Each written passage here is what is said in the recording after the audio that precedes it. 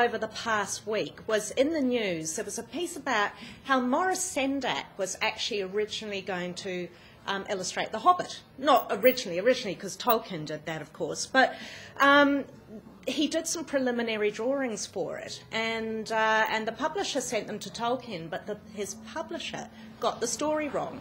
He actually said, here is a picture of hobbits dancing in the moonlight. It was actually a picture that Maurice Sendak had done of elves dancing in the moonlight.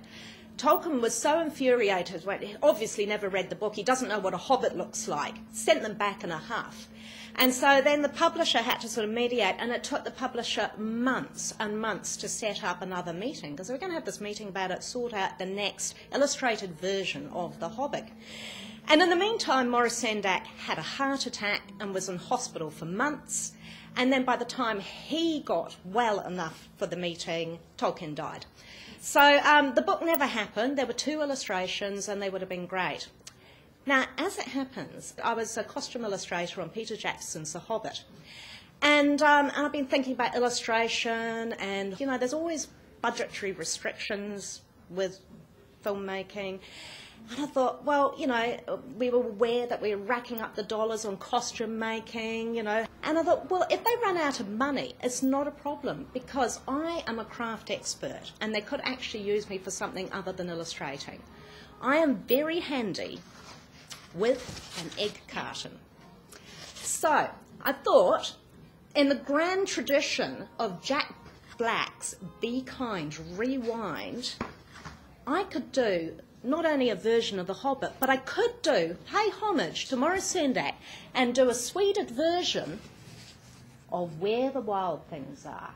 Okay? Now, before we started, I got you to make something. Did you all make them? Brilliant. Great. Well, in that case, we'll get started. Now, you're all familiar with the Where the Wild Things Are? Yes? Yep, okay. So there will be a point at which you can join in, and I will tell you when. But I will start. Where the Wild Things Are, the version by Fifi and Maurice Sendak. The night Max wore his wolf suit and made mischief of one kind and another. This one does this, by the way. Very good. Yeah. His mother, here we go, his mother called him Wild Thing. And Max said, I'll eat you up. So he was sent to bed without eating anything. That very night, in Max's room, a forest grew and grew and grew and grew until the ceiling hung with vines and the room became the world all around. And an ocean tumbled by with a private boat for Max. And he sailed in and out of weeks and almost over a year to where the wild things are.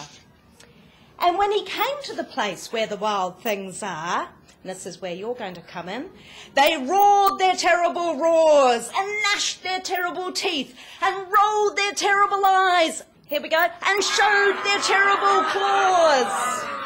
I've got claw here too. They showed their terrible claws.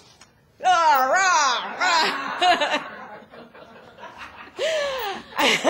Till Max said, be still, and tame them with the magic trick of staring into all their yellow eyes at once.